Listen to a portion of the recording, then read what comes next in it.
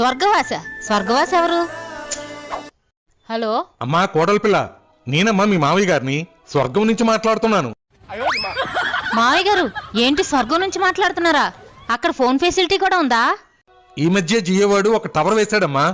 స్వర్గంలో అత్తయ్య గారిని కలిసారా మావయ్య గారు? అత్తకు మించిన అందగత్తెలు ఉన్నారమ్మా. ఇప్పుడు అత్త ఎందుకమ్మా? అంత అందగత్తెలుంటే వాళ్ళతో డాన్స్ వేసుకోకుండా నాకెందుకు ఫోన్ చేశారు మావయ్య గారు? మన ఎదురింటి శంకర్రావు గారు లేడు? వాళ్ళ ఎదురింటి ఆవిడ తన సినిమాకి వెళ్ళాడని వాళ్ళ ఆవిడ కొట్టి కొట్టి చంపేసింది కదా మావయ్య గారు. ఈ విషయం మీకు కూడా తెలుసు కదా.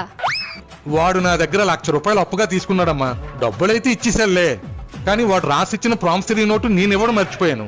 అది కావాలని ఇక్కడ నన్ను తినేస్తున్నాడమ్మా. అమ్మా పరుపు కింద ఉందేమో చూడమ్మా. ఉంది మావయ్య గారు. కొంపదీసి ఆ నోటు మీకు ఇవ్వడానికి నన్ను గాని మీ అబ్బాయిని గాని చచ్చిపోమంటారా ఏంటి? మన వెనకింటి దివాకరం కొనవూపురుతో కొట్టుమిట్టాడుతున్నాడమ్మా. తులసి నీళ్ళు కూడా పోసేస్తున్నారులే. నువ్వేదో